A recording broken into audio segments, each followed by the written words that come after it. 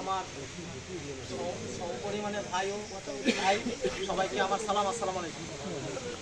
আসলে বক্তব্য কিছুই না, বক্তব্য হচ্ছে এই আমরা আজকে যে সভাপতি নির্বাচন করেছি, আসলে ওনাকে আমরা প্রথমে এনেই আমরা ভুল করেছি। কেন আমরা যদি জানতাম যে এভাবে নির্বাচন যেতে হবে, ওনার মতন ব্যক্তিকে আমরা এখানে আনানোর কোনো প্রয়োজনে ছিল না।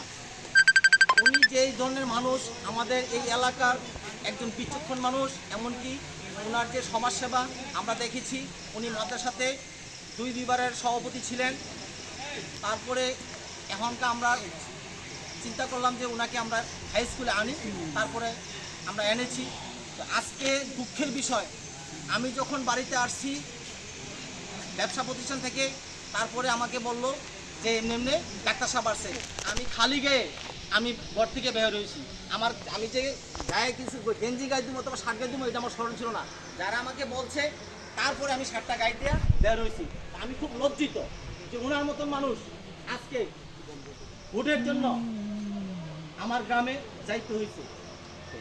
আমি আশা করব যে আজকে মনে করেন যে এই 6 গ্রাম স্কুলের যে শিক্ষার্থী, আপনারা শুনে খুশি হবেন।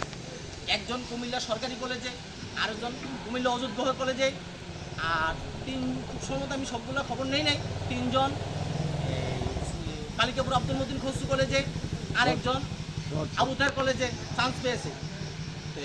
আমরা যদি এইভাবে চান্স পাই, তাহলে আশা করি ভবিষ্যতে আমাদের এই 6 গ্রাম হাই স্কুল থেকে ভবিষ্যতে ডাক্তার, ইঞ্জিনিয়ার এরকম ধরনের আমরা শিক্ষার্থী তৈরি করতে পারবো।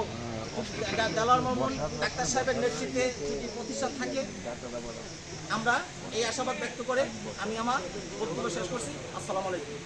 আর ভোটের যে বিষয়টা, আমাদের ব্যালট থাকবে 2টা। একটার মধ্যে থাকবে 1, 2, 3, 4, 5, 6, 7, 8। আমরা ভোট দেব 5, 6, 7, 8। আর একটা ব্যালট থাকবে 1, 2। আমরা ভোট দেব 1।